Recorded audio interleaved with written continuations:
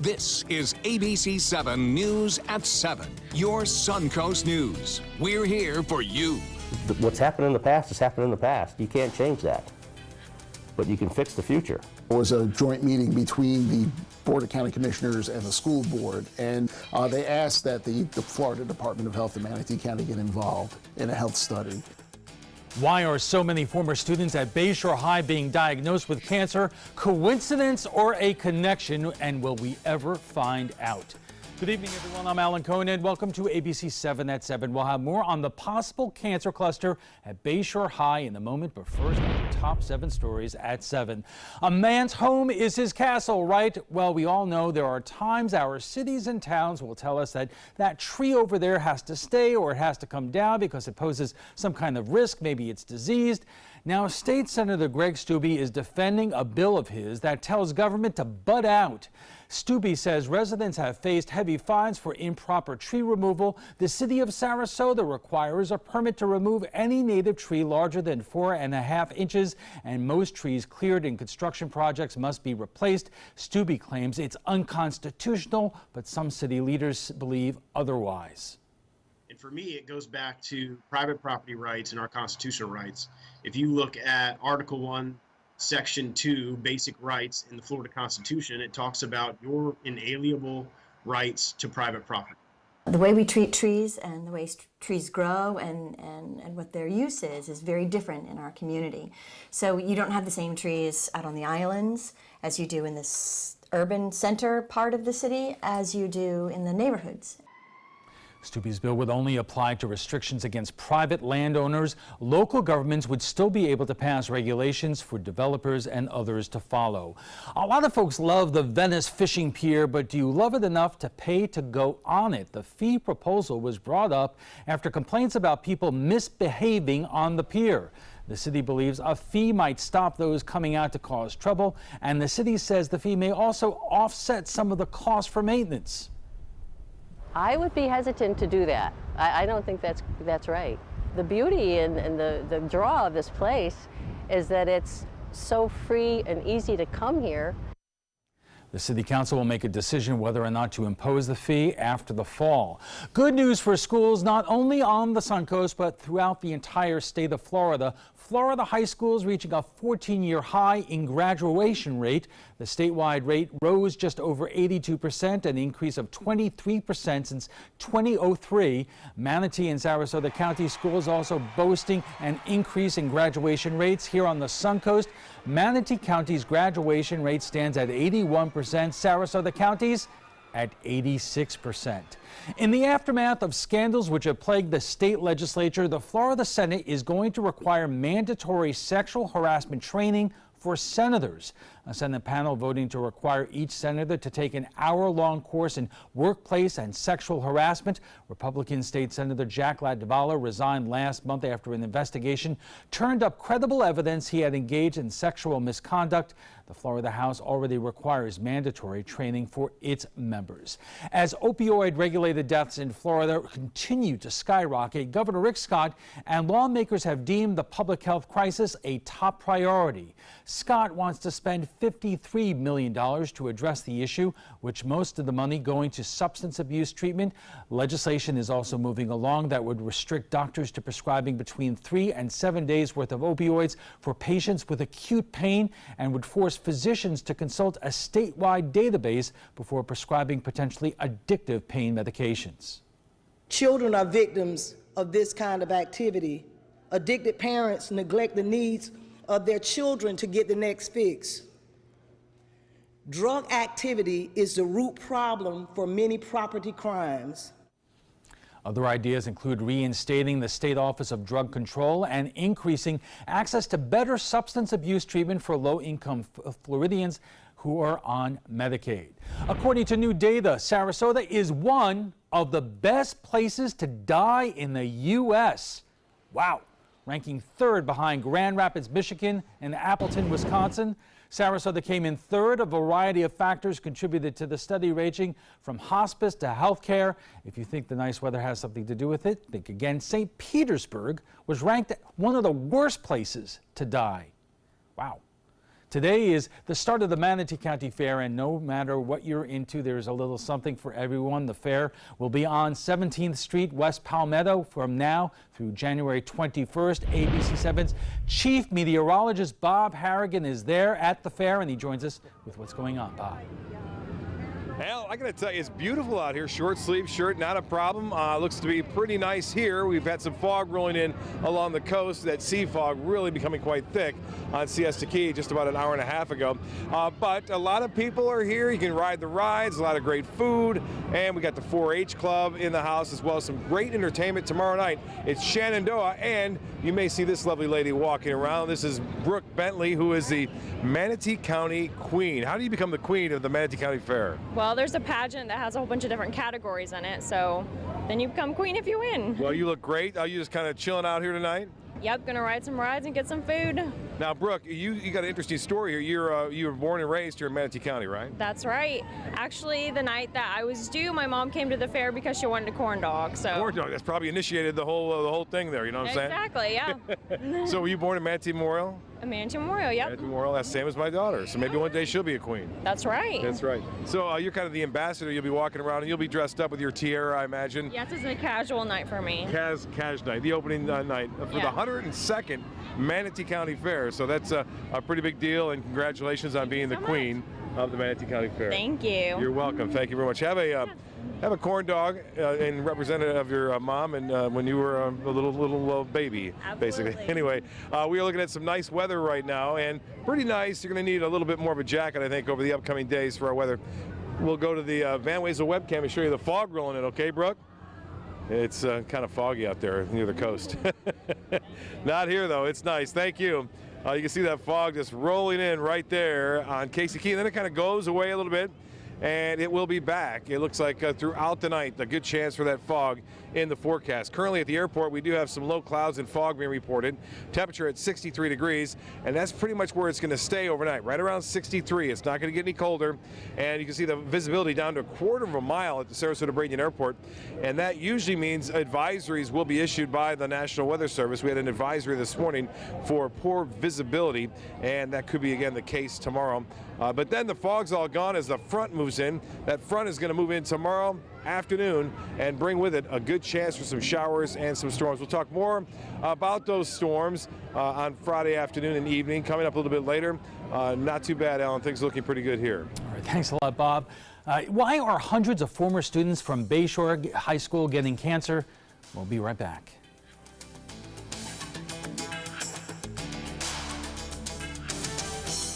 Soldiers in the Army National Guard live up to a set of time-honored principles. I will always place the mission first. They stand ready to respond to any crisis. I will never accept defeat. They serve in their communities as citizens and as soldiers. I will never quit. They train part-time to be ready to serve at all times. I will never leave a fallen comrade. Learn more at nationalguard.com. It's time to take a road trip. Alabama's got 100 road trips, and some will take you back in time to the Civil Rights Movement or even the Civil War. You boys play nice now. From Helen Keller to Hamlet. Check out these big guns. We're talking the USS Alabama.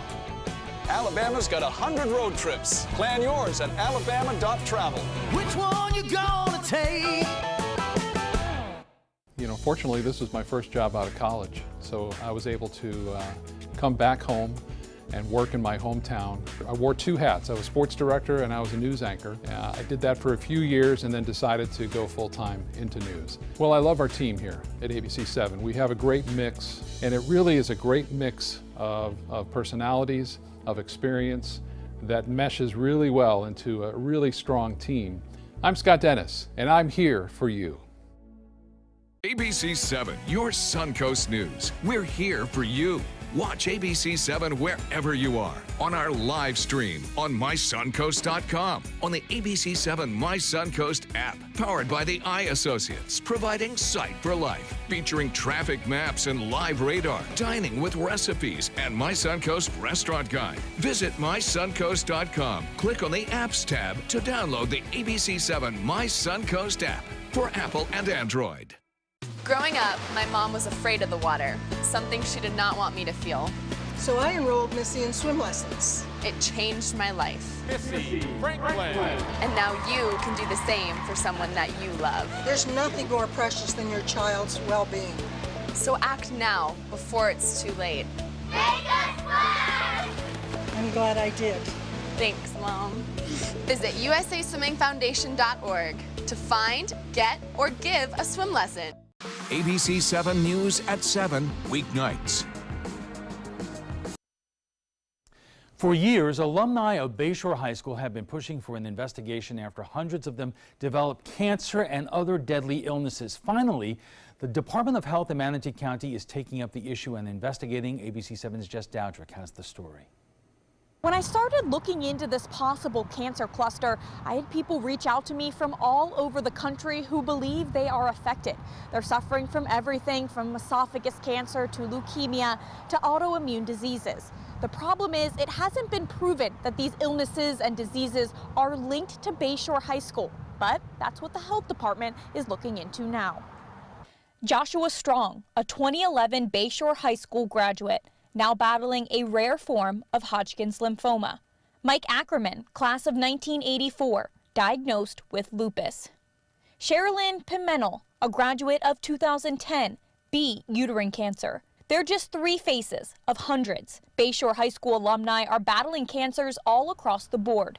And not only cancers, other rare illnesses like polycystic kidney disease. Kelly Hall has battled 2 different cancers since graduating from Bayshore High School in 1994. I was diagnosed with ovarian cancer in January of 2016. Went through chemo, and then 18 months later, I found out I had uterine cancer. As for a cause, all signs point to the old Bayshore High School. Ovarian cancer, it's very common, it's hereditary usually. So we did the genetic testing, it came back negative. So to have 2 gynecological cancers with no case of hereditary in the family is very uncommon. So the doctor said either environmental or sporadic, which seems very weird to get 2 cancers sporadically.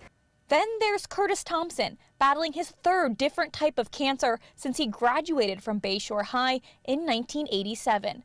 His father, James Thompson, never even considered a possible link to the school back then. The first time he came down with cancer was bladder cancer, and this was in '04. He was in Orlando at the time, and we just figured that this was, people get cancer. Curtis beat bladder cancer. Then a few years later, he was diagnosed with leukemia. Curtis fought it and beat that too. He was fine until recently. It was November that he came down with esophageal cancer. Cheryl Joza lost her sister to cancer and strongly believes Bayshore High School is the reason why. Since then, she's been tracking the number of illnesses and deaths of Bayshore alum. There are 492 known graduates with diseases and illnesses. There was a joint meeting between the Board of County Commissioners and the school board, and they asked that the Florida Department of Health in Manatee County get involved in a health study. Now the Department of Health is collecting information. What we're looking for people to do is report if they did have any sort of cancer or any sort of other disease that would come in. The problem now is finding these graduates, because now, decades later, they're living all over the country. So far, the Department of Health has received 60 forms, which is only a fraction of those 492 known cases across the country. Again, all the information that we do collect is protected by federal HIPAA laws, so we won't be able to release or share your information with anybody else. Forms are due by the end of February. Then they'll be submitted to the State Department of Health. And in 6 months, the department will make a determination. Is there a cancer cluster in Manatee County or not? But attorney Ron Chapman says proving that there's a cancer cluster revolving around Bayshore isn't easy. First, you need individuals that have like cancers. And cancers are very, very individualized. They'd have to prove that the number of individuals with that cancer is higher than what the area typically experiences. And then you have to isolate those particular cancers to a particular cause, and then trace that cause directly back to Bayshore, either something from the building, something from a construction material, something that emanated from the ground to the water to some kind of contamination, and then argue that the contamination caused that specific type of cancer. Very, very difficult to do, but it's been done in many cases. Even if the department determines a cancer cluster, it'll still be hard to prove causation. And for people like James Thompson, it isn't about being compensated for what's happening to his son. It's about preventing the current Bayshore High School students from going through the same thing in years to come, as the new high school was built on the same property as the old one. What's happened in the past has happened in the past. You can't change that, but you can fix the future. So for people like David Nethery fighting lymphoma, Jennifer Lay, who fought colon cancer, and Terry Jewell, who died of leukemia, the fight will go on. As far as what caused this possible cancer cluster, there are a lot of theories. One of them is that diesel fuel tanks buried underneath of the school leaked into the ground and the drinking water. However, a series of tests showed that there wasn't contamination in the soil or the water. But those who are suffering from these illnesses or lost loved ones say those tests were not done correctly and that someone needs to take a closer look. Jess Aldrich, ABC7, your Suncoast News. Coming up in a moment, a former Bayshore High student and the chair of the Manatee School Board, an important trapezoid, is next. So I kind of grew up all across the country. I come from 5 generations of military men. My dad is still active duty. My grandpa is retired Marines. I like going for runs with my dog. I love, taking her out to the dog beach over in Venice. There are so many things here to do on the Suncoast. My goal every day when I come into work at ABC7 is to tell your stories, give you that major local news and those details that you really care about. I'm Jacqueline Matter, and I'm here for you. Every year, 40% of all food in the U.S. never gets eaten. 40%. That's almost half the food we produce. Food waste is a serious problem. It impacts all of us. And it's expensive. Your family is throwing $1,500 a year in the trash. We're working hard to put food waste on the chopping block. And you can do the same at home. Learn how to cook it, store it, and share it. Just don't waste it. Go to savethefood.com. That is a pretty good breakfast. You're not even eating. Not hungry. No? Why not? What's up? Kath and I knew that Jenny had been partying a bit. Found out she tried heroin.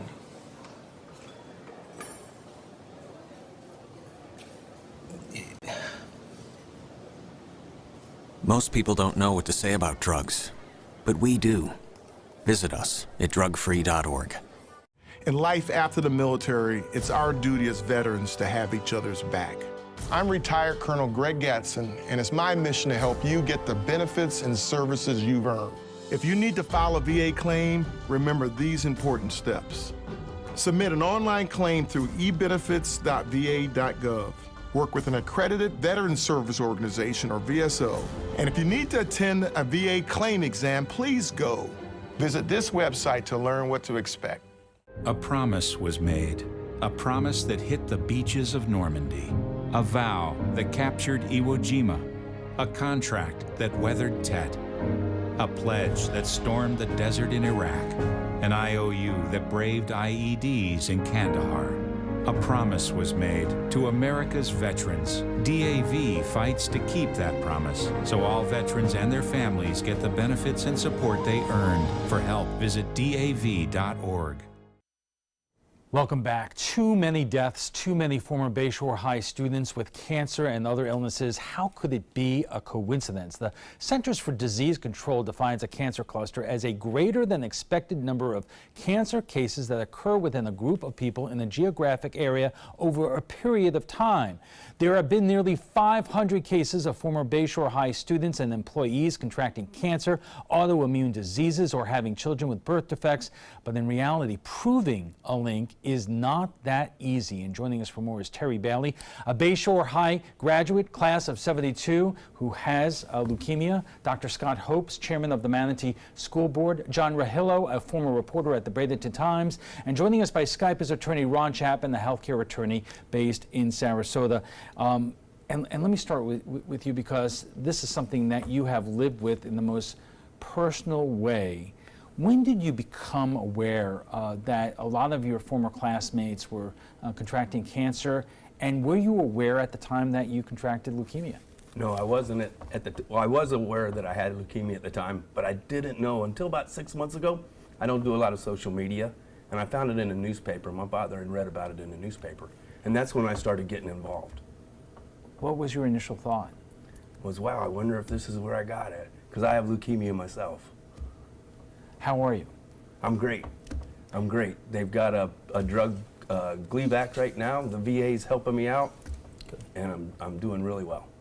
You know, what's really fascinating here, Dr. Hopes, is that you are not only the chairperson of the Manatee School Board, you are by trade an epidemiologist. Yes. You investigate these kinds of things for a living. And you knew that going into the gig. What are your thoughts? Well, you know, as we discussed earlier, I mean, before the governor appointed me, I had sort of done my research, and this issue came up.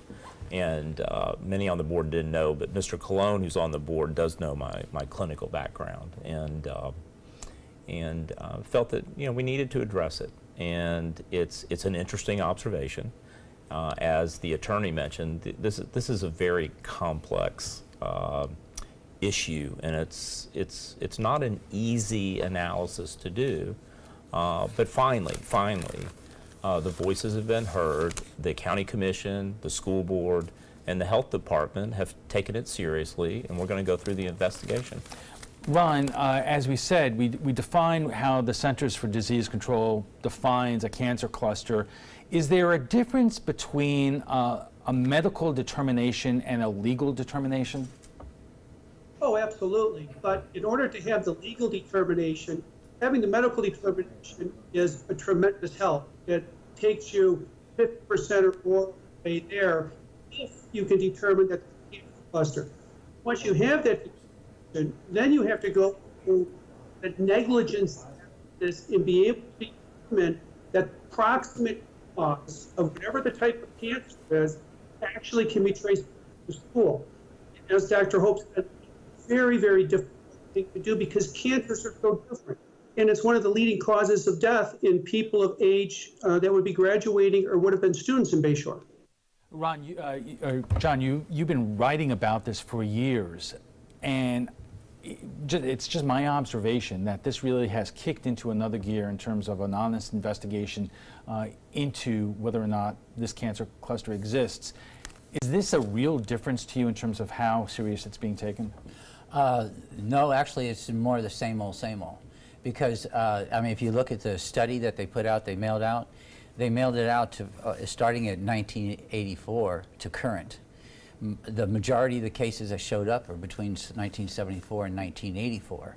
Not only that, but what's been excluded, they said at the press conference that what was going to happen is they were going to include the VOTEC school, which I don't need to remind everybody, Mary Cantrell, who was the director there and also on the school board, she died from bone cancer. She had a long battle with bone cancer, and then what they didn't include as well, they said they were going to include those, but they didn't send anything out to the VOTEC. Obviously, we have a lot more to talk about. We are just getting warmed up, and we'll have more on the Bayshore Cancer Cluster right after we check the first alert weather, so stay with us. We are problem solvers striving for answers. Relevancy on every platform. We are driven to create content that's compelling, engaging, where it matters. We are neighbors that care about solutions, believers in making a difference, leaders, innovating in an exciting era of multimedia, reaching to always be the gold standard in our evolving landscape. We are Raycom Media. Find your opportunity today. It doesn't take a scientist to cure hunger or a fancy economist to create safe housing. It takes imagination, creativity, sweat equity. And I think of kids going to school hungry. Hunger, homelessness. In this land of plenty, seriously? Come on, we could fix this. Help out, or don't. The choice is yours. Northland Outdoors is about so much more than the biggest fish or the hottest hunting spots. All across the Northland, there are amazing people with incredible stories to tell. We're going to find those stories and share them with everyone. Join us each and every week as we explore the Northland and experience some of the most exciting outdoor adventures in the country right here in our own backyard. This is Northland Outdoors. Everybody can make something, because I think everyone has a spark of creativity, and the reason that I have to keep making is because I don't think my life would be as fulfilling without it. If you make things yourself, that means you're not cowering in fear. You're out there taking chances. That, I think, is my way of saying I love you to the world. All right, now I want to hear why you make. Share your own Why I Make story today. Visit whyimake.org. All hands on deck. What's up? I want to point out 3 tips for using the home computer more safely. Point away. First, stop. Make sure your software is up to date and that you've password protected your computer's login and Wi-Fi connection. Next, think before visiting a site, opening attachments, or clicking on links. Then connect, knowing you're helping make the web safer for you and for everyone. Make Stop, Think, Connect part of your daily online routine.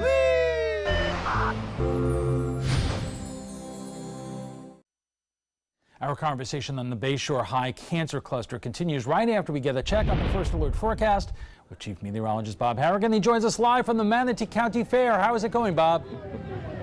It's going really well, Alan. I tell you, earlier at 6 o'clock, I had 2 sticks of fried butter, so I need some more solid food, I think, after eating that. But it was tasty, very tasty. It was unbelievable. If you haven't had it, you got to give it a shot. Kids are enjoying it. Some face painting. They're going on some rides here.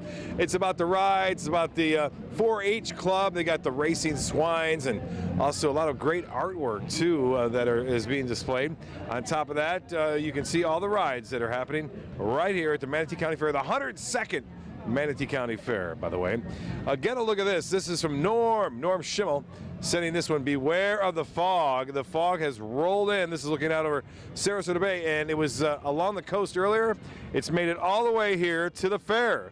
So we are starting to see the fog rolling in all the way out here in Palmetto at the Manatee County Fairgrounds. And get a look at the bad ways of webcam. It's kind of dramatic, showing that line of fog, or the bank of fog, just moving right into the coastline this afternoon as the winds switched around a little bit more to the west-southwest. And right now we're looking at some rain to the interior portions of our viewing area. Nothing here. No worry for rain here tonight at the Manatee County Fair. Tomorrow afternoon, a different story, as there is a cold front that's going to be moving on through. But as far as the latest goes, and it looks like most of the shower activity is well inland, pushing off to the north. There's some pretty heavy showers earlier, but as I mentioned, we're not really anticipating any rainfall at all along the coastline through this evening. Well, the rain that you see near Lake Placid and also eastern section of DeSoto County weakening. Here's the big changer. It's a cold front now making its way through the lower Mississippi Valley, producing some heavy storms there. Now, we will see some showers tomorrow beginning after the noon hour, and then there's even a possibility of 1 or 2 lone thunderstorms as the front moves through. And then get ready for some much colder air. It's been kind of warm all week, and now things are going to change after Friday. 63 now, and the dew point the same. That makes the humidity 100%. The pressure 29.99. That's falling ever so slightly. The temperature was above average, as it has been all week long, 76. It'll be above average tomorrow, too. 75, 76 degrees, not out of the question tomorrow. Current temperature at 63. That's pretty much where it's going to stay all night. It's not going to drop anywhere below that.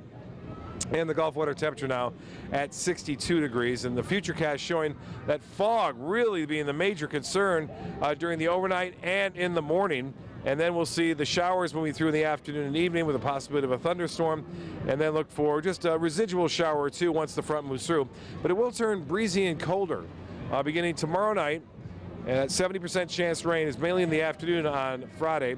Cooler on Saturday, cold start on Sunday. Temperatures into the mid-60s all the way through Thursday of next week. And looking beyond, it's going to stay pretty chilly too on Friday. This goes on through next weekend, and it looks to be pretty good weather. Typically, you can always count on a cold front coming down, but this one is not going to spoil things here at the Manatee County Fair. Alan will be right back after this. Stick around.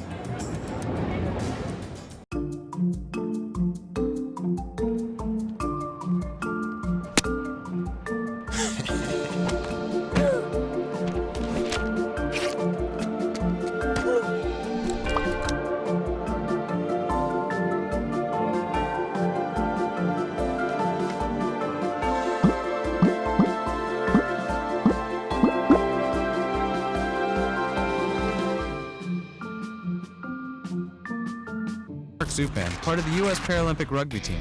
In my game, movement is everything. I get frustrated when my move is blocked, especially when that guy has no right to be there, even just for a minute.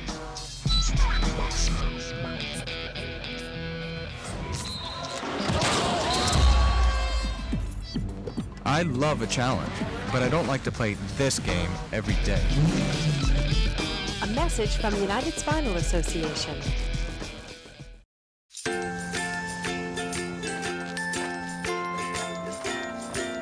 All right, crew, let's get started. Sure.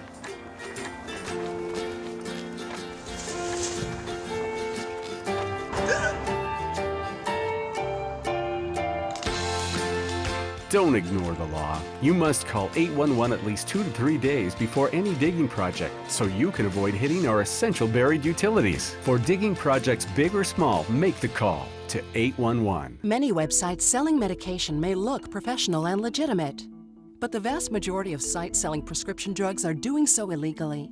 Criminals use websites to sell counterfeit medications that may contain life-threatening toxins.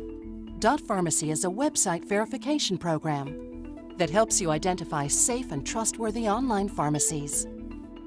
Purchasing medicine online can be safe and easy. Just look for pharmacy to the right of the dot in website addresses. I love taking care of my mom. It wasn't easy at first. She learned how to better communicate her needs. And you learned how to not ignore yours. I discovered how to make healthier meals. And I discovered how much I enjoyed them.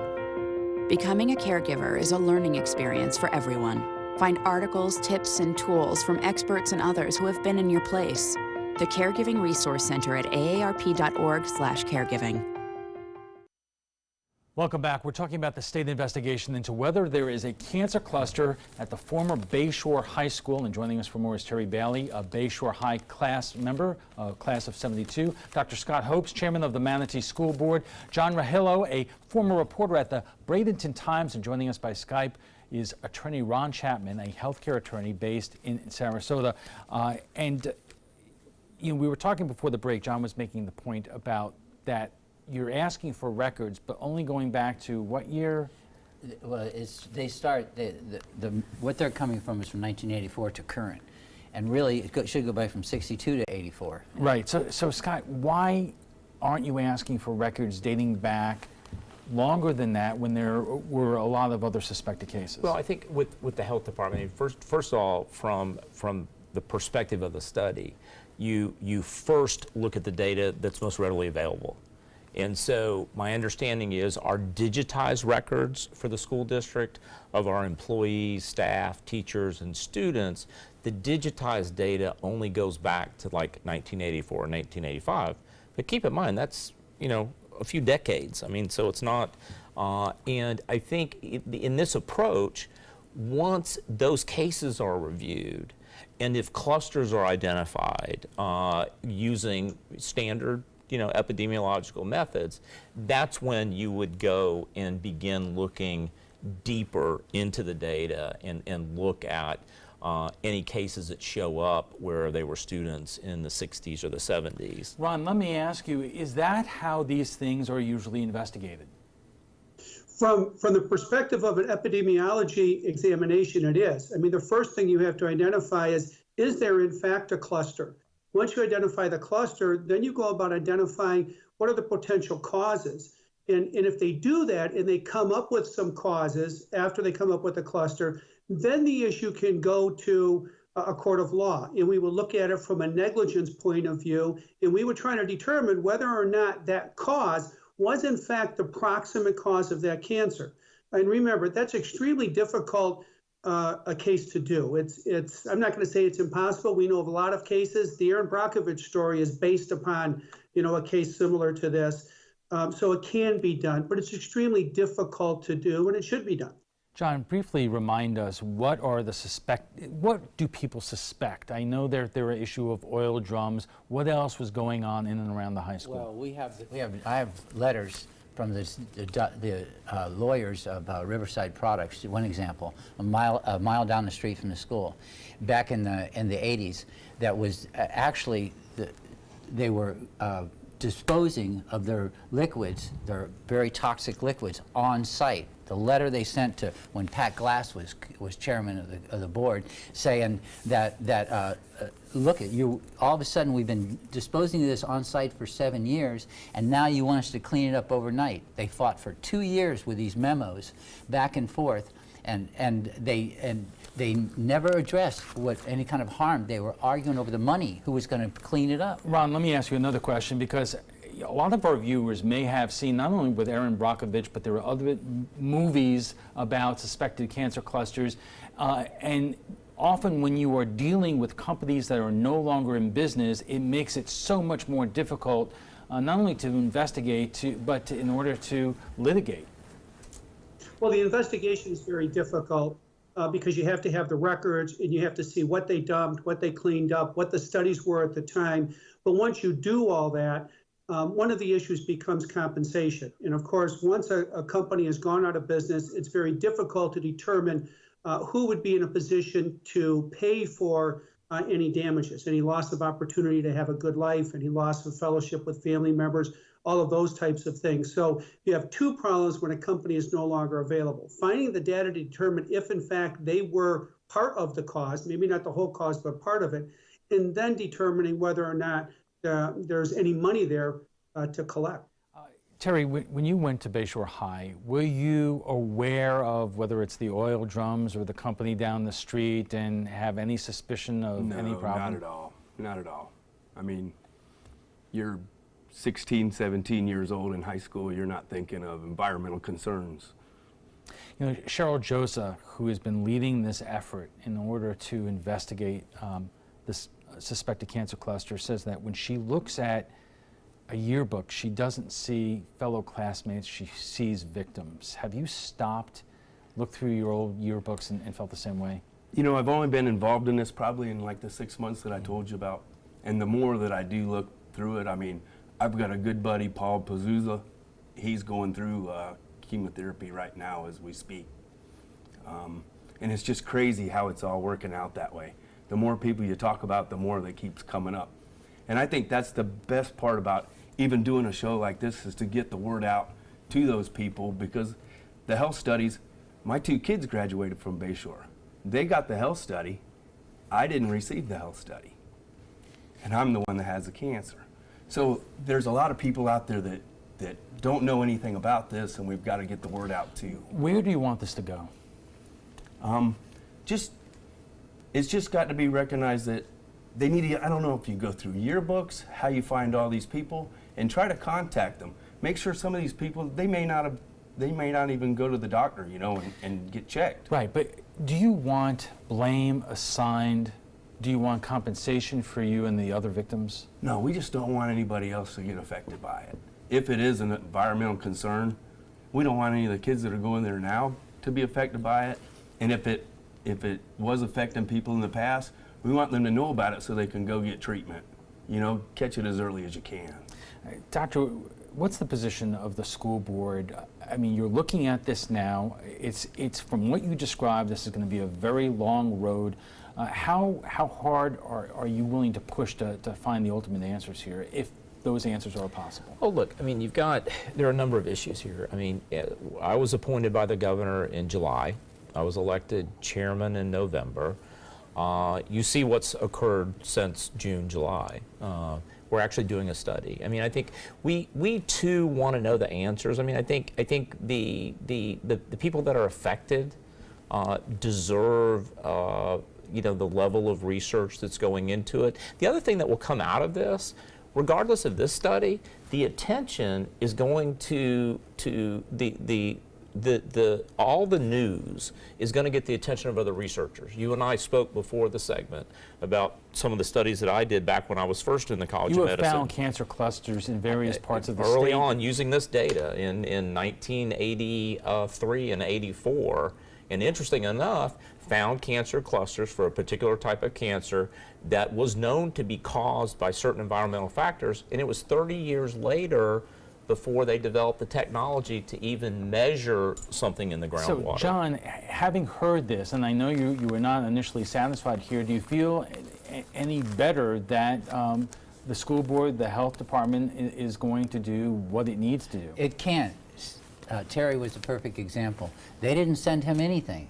They're missing. It's like shooting for Venus and landing on Mars. But you know, there's an important point. Okay, go ahead. Let me finish. Because for one thing, this is going to be over, as the TV said earlier, about at the end of this month, or the end of February.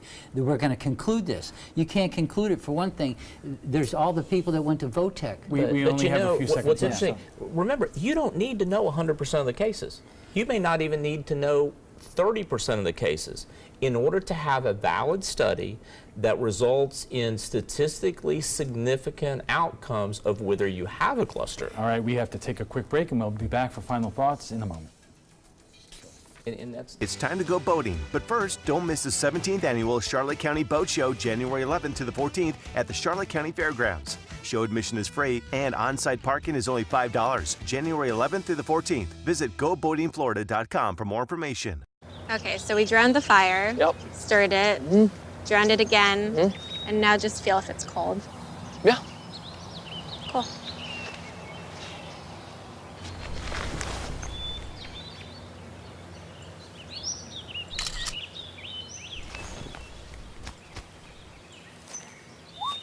Smokey just gave me a bear hug. I know. I already posted it. My name is Stephen Jaffe. The law firm's name is Farmer Jaffe. One of the beautiful things about Julius is he's always smiling, and it becomes infectious. The fact that Julius has a disability has absolutely nothing to do with the quality of work that he's done. Just a great person you want on your staff. Hi, this is Dan Marino. When your business recruits people with disabilities, everybody wins. To find out how, go to disabilitieswork.employflorida.com. Invest in Kids is a $7.5 million project to build a new Boys and Girls Club in South Manatee County. I'm Caleb Grimes, and I was a club kid. It's where I learned important life lessons: leadership, integrity, responsibility, and baseball. Thousands of kids attend the Boys and Girls Clubs, and after years of use, their club is slowly falling apart. Help us invest in kids. Make your donation today. Thank you. Check out My Suncoast Dining on mysuncoast.com, your guide to the foodie lifestyle. ABC7's own Chef Judy serves up her favorite recipes, cooking tips and trends, dining blogs, step-by-step videos, and Suncoast Restaurant Guide. You'll find it all at mysuncoast.com/dining. It's time to go boating, but first, don't miss the 17th annual Charlotte County Boat Show, January 11th to the 14th at the Charlotte County Fairgrounds. Show admission is free and on-site parking is only $5. January 11th through the 14th. Visit GoBoatingFlorida.com for more information. Our guest joining us right now for final thoughts. And Ron, I'll start with you. What is the one thing you want people to take away from this conversation? Well, I think the first thing is that the stakeholders seem to be interested. This is a long process in order to determine if there is a cancer cluster. That's just the beginning of the process. Get the word out, get the information.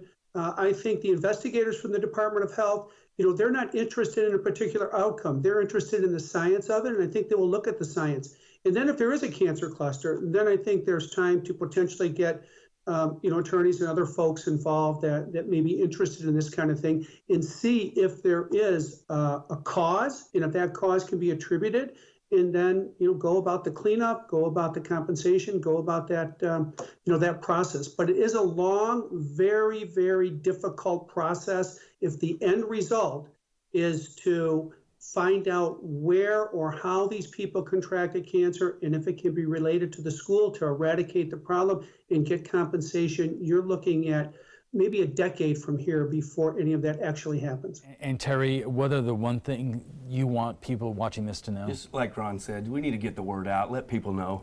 Not even for the people at Bayshore, maybe for the residents around it if it's environmental concern. There's people that went to Votech, there's people that live around the school. The Boys Club's been there forever. There's been kids that went there. Scott, I would imagine that people watching this want to know that the school board is taking this seriously and is dedicated to getting to the bottom of this if possible. The school board, the county commission, the health department, this is the first step in a valid epidemiological study to begin to understand and evaluate what is being reported among these students, former teachers, and staff. Right. And it will be, and if we have significant findings, we'll continue to follow up these studies. John, you know, they say that the best disinfectant is light, and at least you have more attention on this now than you did a year ago. Absolutely, and it's going to happen. It's not going away. But the commission, forget the commission, both the school board and the county commissioners, because I've been hounding them for 3 years. What they've been doing, what they're doing now is they're playing Scrabble with half the letters missing. And they're not going to get to where they think they're... You know, everybody needs to get their feet held to the fire, and I guess you are the guy well, to do that. I'm going to be here in 10 years. You and I are going to be talking about Thanks this. a lot. Before we go, we want to share with you what some of you had to say about last night's show on climate change. We were joined by Dr. Terry Root, who won the Nobel Peace Prize along with Al Gore in 2007 for her research on climate change. And here's what some of you had to say. George says, how can you expect anyone to change their views by saying anyone of intelligence cannot believe that the climate is changing? Jonathan says, so glad we have a Nobel Peace Prize winner in our community to educate us on climate change in plants and animals. Thank you for your words, Dr. Terry Root. And Mary says, global warming is the figment of the liberal imagination. Well, okay. If you'd like to join the conversation on tonight's topic, just visit our Facebook page at facebook.com/mysuncoast.com.abc7. And FYI, you can watch past discussions on demand. They're available on Apple TV, Amazon Fire, and Roku. And for the latest on local breaking news, don't forget to download the updated version of our app. If your current app doesn't work, it's expired. Just go to the App Store and re-download it by searching for WWSB or My Suncoast. We want to thank all our guests for being here tonight. Terry Bailey is at Bayshore High, class of 72. Dr. Scott Hopes is chairman of the Manatee School Board. John Rahalo is the former reporter at the Bradenton Times, and joining us by Skype, attorney Ron Chapman, a healthcare attorney based in Sarasota. When we return, we'll have a final look at your first alert weather. Plus, what did President Trump tweet this morning that had lawmakers in Washington in a frenzy? We'll tell you after the break.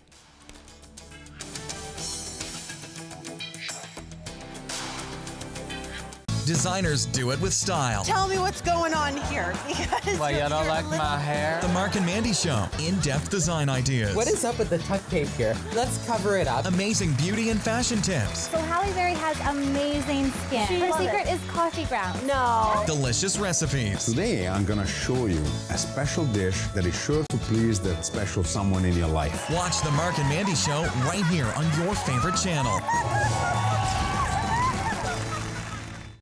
This is the story of a boy who was very sensitive to lights and sounds.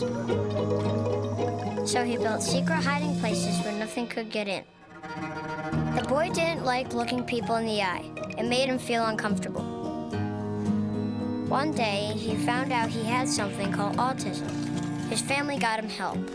And slowly, he learned how to live with it better. Early intervention can make a lifetime of difference. Learn the signs at autismspeaks.org.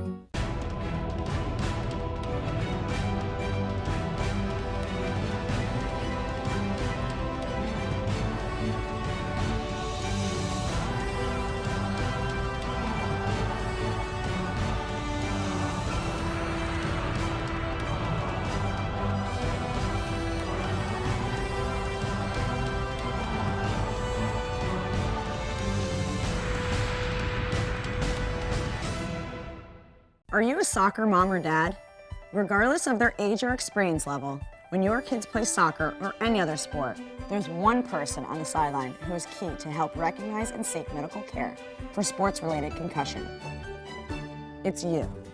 You need to know the signs and symptoms of concussion, and you need to act if you think your child has been injured. Remember, when in doubt, sit them out. To learn more, go to cdc.gov/concussion. 1001, 1002, 1003, 1004.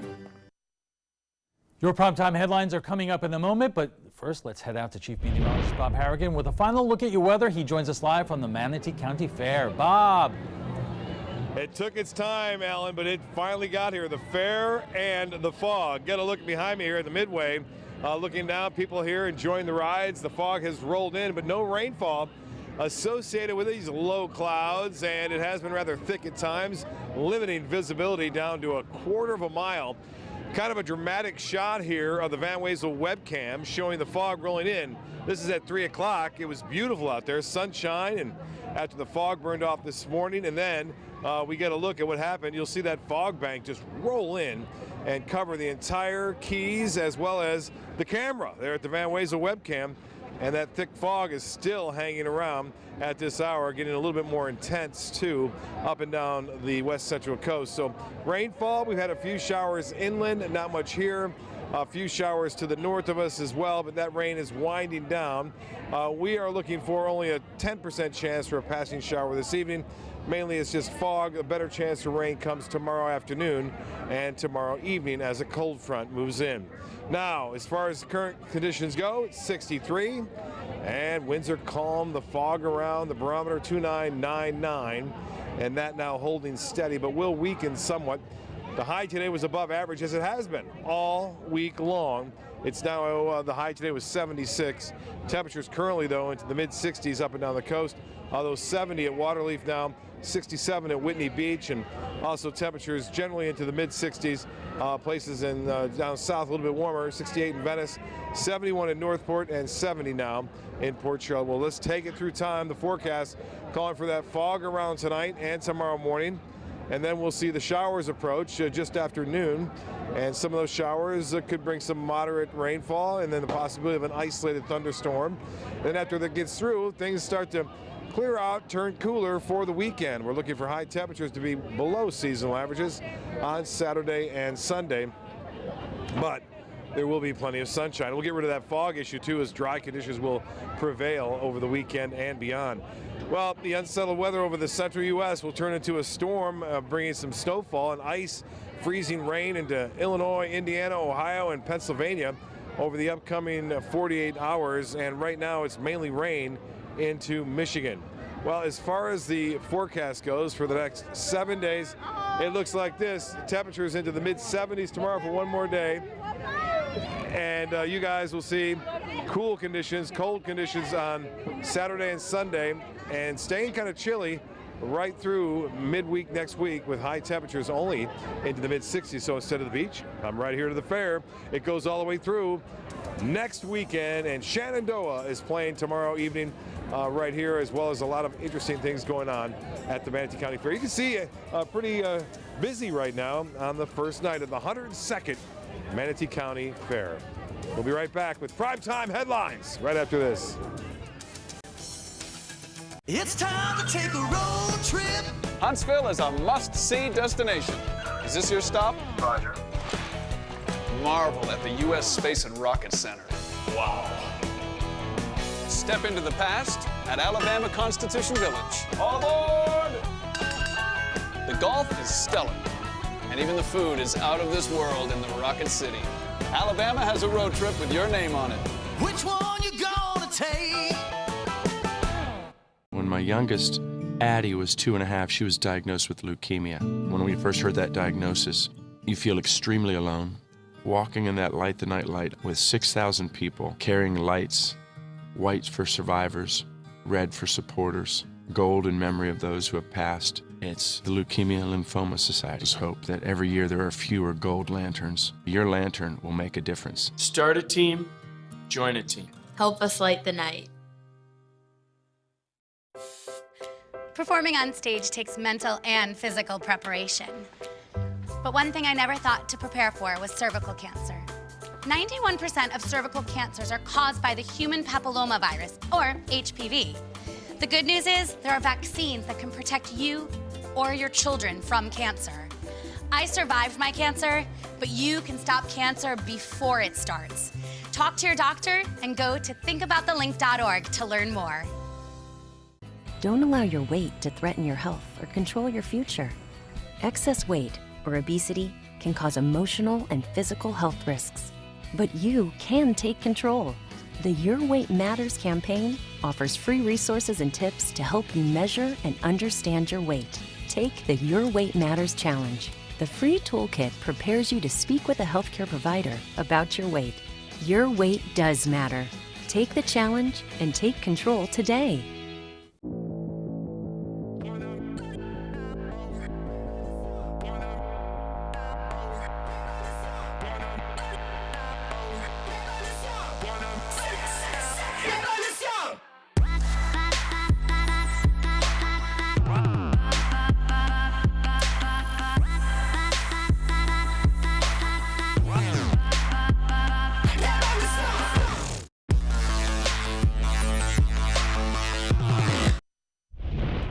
Checking primetime headlines again with the tweets. A tweet storm this morning by President Trump created an hour of chaos when it seemed he was opposing anti-terrorism legislation his own administration had been pushing. ABC's Karen Travers has more from Washington. President Trump's early morning tweets often make headlines. Today, they set off a frenzy on Capitol Hill. But the White House insists there was nothing confusing about what he wrote. The motion to reconsider is laid on the table. The House overwhelmingly voting to reauthorize what's known as Section 702 of the Foreign Intelligence Surveillance Act, or FISA law. It's a controversial national security program that allows U.S. intelligence officials to collect data on foreigners, even if those communications include data from Americans. And it's deemed critical by government national security agencies. President Trump on Twitter at 7:33 this morning asking if FISA was used to, quote, badly surveil and abuse the Trump campaign by the previous administration and others. That seemed to contradict a statement from the White House Wednesday night, which expressed clear support for the measure. The president also seemed to support a proposed amendment to reform the program that the White House had also said it didn't want. Fox News did a segment on this issue around the same time as that first tweet. The president seemed to be quoting the broadcast. But less than 2 hours later, Mr. Trump walking back that first tweet, writing, "Today's vote is about foreign surveillance of foreign bad guys on foreign land. We need it." The White House tried to downplay the confusion sparked by the president's tweets. We don't see any contradiction or confusion in that. So what changed in between those two tweets? President Trump spoke to House Speaker Paul Ryan by phone during that time. Later, Ryan defended the president and said he knows what the FISA program is all about. Karen Travers, ABC News, the White House. That's all the time we have for this evening. I'm Alan Cohn. Thanks for joining us. Good night.